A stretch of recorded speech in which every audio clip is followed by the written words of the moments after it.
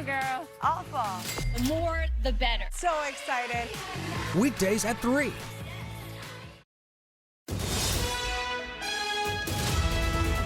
NBC 6 News today at 4:30 starts with breaking news. 2, 1, boosters in ignition, and liftoff of Artemis 1. There you have it. Finally, breaking overnight, NASA successfully launching Artemis 1, beginning that journey, a long-awaited one, to finally get back to the moon. Yeah, this after it being delayed a number of times, 2 scrub launches attempts, and of course we had 2 hurricanes. It was busy here in Florida. All right, good morning, South Florida. Thanks for waking up with us on this Wednesday morning. I'm Constance Jones. And I'm Chris Anderson. Hope you're having a great week so far. We do want to begin with NBC News' Chris Pallone, who is live with us this morning at Cape Canaveral, Florida, with more on this historic launch. Chris, you know what they say. At first you don't succeed, try again, and it finally worked here this morning. That's right, and let me go for another cliche here. The third time was the charm, Chris and Constance, and what a morning we've had here at Kennedy Space Center. Now that we've progressed a couple of more months on and the moon has rotated around a few more times, it was a middle of the night launch, and these attempts this week all would have been in the middle of the night. Yeah, I'm sure there were still plenty of people up super early to watch that launch. Chris Pallone live for us. Kennedy Space Center in Cape Canaveral, Florida. Thanks for the update there from the ground. Sure. NBC 6 First Alert Weather, certified most accurate 9 years in a row. And again, the only thing that I was concerned about was this front that's, you know, here's Cape Canaveral right in through here. There's the front a little to the north and west. It's nice to see that this front was not very energized near that part of the state of Florida, right? What about us? Hey, I know some tiny bit of fog here and there when I was rolling in to work this morning. Dense fog advisory where you see the darker gray, and these are mostly areas basically away from population. However, just because you may not be in this actual dense fog advisory, sometimes you can get some patchier areas of pretty good fog here and there, even outside of the dense fog advisory, which is calling for about a quarter of a mile visibility in some spots. So far, so good. The worst of it is on the west coast of Florida. We will keep an eye on it. Otherwise, rainfall, not tracking any of that today. Temperatures decent this morning, upper 60s, low 70s, even some mid to upper 70s down through the Keys. Guess what? We're going to be warm again today. What else is new? 87, the record high for today in Miami, 89. So we'll be close. We will be a little cooler behind that front. I'll break it down. 7-day forecast coming up next. Adam, thank you. After much speculation, former President Donald Trump launching another White House bid, Trump throwing his hat in the ring for Mar-a-Lago. Yeah, this 2 years before that presidential election. NBC 6 reporter Steve Litz there for us this morning with more on former President Trump's major announcement. The social media model and influencer who is accused of killing her boyfriend requested to be let out on bond in her latest court appearance. NBC 6 reporter Ryan Nelson is in Miami with what was revealed in court, plus what's expected next. President Biden is busy overseas meeting with world leaders in the wake of a fatal explosion near Poland's border with Ukraine. The Polish government says it was a Russian-made missile that killed 2 of its citizens right near the border. Russia is denying that it had anything to do with this deadly attack that killed those 2 people. NBC 6 reporter Kim Wynn joins us this morning with the very latest. All right, our time now is 4:42 on this Wednesday morning. Still to come, holiday travel kicking off as soon as this weekend, and we want to get you a head start on how you can plan for it. The number of travelers passing through airports expected to reach near pre-pandemic levels. What you need to know if you haven't booked your flight yet. Oof. If you haven't done that yet, you'll be paying up. We'll be back. This morning, some residents of the Hammocks celebrating the news that several current and former board members of their homeowners association have been arrested for months. They have been complaining about mismanagement, stealing, even a 400% increase in their monthly HOA fees. NBC 6's Amanda Placencia has the story for us. NBC 6 First Alert Weather, certified most accurate 9 years in a row. So you may notice a little bit of fog as you roll in this morning to work. It's looking like it's going to be a little worse on the west coast of Florida. You can see the dense fog advisory, all that dark gray. You notice conveniently kind of out of the populated areas, which is not a terrible thing, just enough we think of an east-west flow to kind of push more of the fog over here. Now, where you have the dense fog advisory, it's for visibility that can drop down to a quarter of a mile, which can be very tricky to drive through.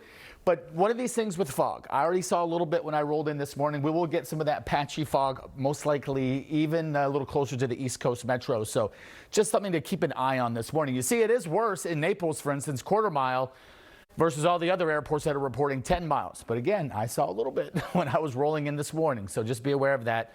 And if you do come across some of that fog, don't do the high beams. It makes it worse. You get the light kind of bouncing off all those little water droplets in there, and it can actually make the visibility poorer. And just slow down a little bit and maybe leave a little early.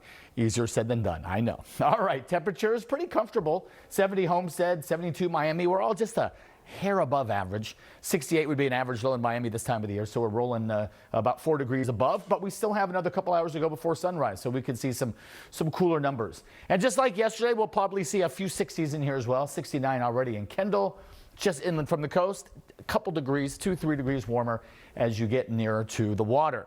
Hey, we're not tracking much in the rain department again today, but we are looking at this front just to the north and west of us that's going to bring some subtle changes to us here in South Florida. Actually, you know, maybe I'm not giving it enough credit here. Maybe a little bit more than subtle, just not that cool blast I know many of us are looking for. But then I always say the flip side is folks visiting South Florida right now probably don't want it that cool, right?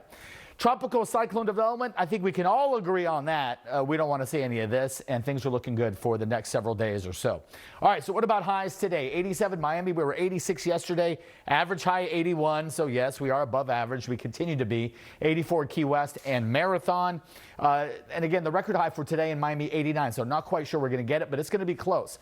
Here's the front. You notice we don't break out into too many showers here. I'm going to go 10% today, add ahead of the front. And then that front comes through overnight tonight. Then you're going to feel some changes as we go Thursday morning.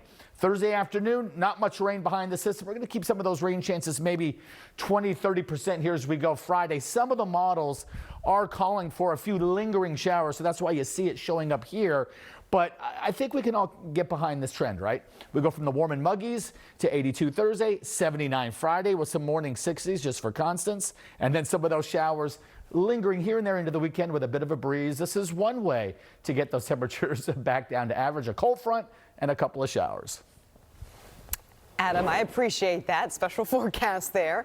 Well, in other news this morning, the reward to catch a 17-year-old's killer is now up to $25,000 as his family is pleading for justice. 3 years ago, Rodney Hines Jr.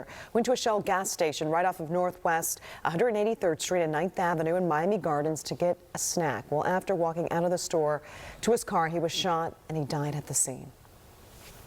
He was a very kind boy. He had a lot of friends. Rodney never troubled anybody. Rodney never been in any trouble. He has no criminal record. There's no reason why anybody would do this to my son. My life has been on pause ever since that incident happened. This is my first time speaking to the media because I was so severely depressed. The Hines family has settled a wrongful death lawsuit against the operator of that gas station, where they publicly were outspoken about better gas station security and safety there. The $25,000 reward through Miami-Dade Crime Stoppers is available. All you have to do is call 305-471-TIPS. Developers in South Miami-Dade receiving a big win after county commissioners overrode the mayor's veto on expanding the urban development line right near the Everglades. Only 3 out of the 12 commissioners sided with Mayor Daniela Levine Cava, voting no on Tuesday to move that boundary. Last week, the mayor vetoed the commissioners' approval of the expansion of the line in South Miami-Dade, which will convert farmland into a commercial warehouse complex. Cava and environmental groups say the project will pose a threat to the Everglades. Developers say that they are mindful of the environmental risks and plan to donate 600 acres of wetlands to a county preservation program instead. In a statement, a spokesperson with the South Dade Logistics and Technology District said, in part, our team took into consideration the advice and concerns expressed by commissioners, county planners, and environmental experts. The result was a smaller but much better application that balanced the need for economic opportunity in South Dade with the need to protect our natural resources. The project will still need to be approved by the state. Okay, our time coming up on 5:50 or 4:53 this morning. Still to come on NBC 6 today. The surprise firing of Dr. Vicky Cartwright has everyone talking this morning, leaving many in shock. Ahead at 5 o'clock, she is now responding after being voted out by the Broward County School Board. NBC 6 First Alert Weather is sponsored by Pet Supermarket. All right, 5 minutes away now from the 5 o'clock hour.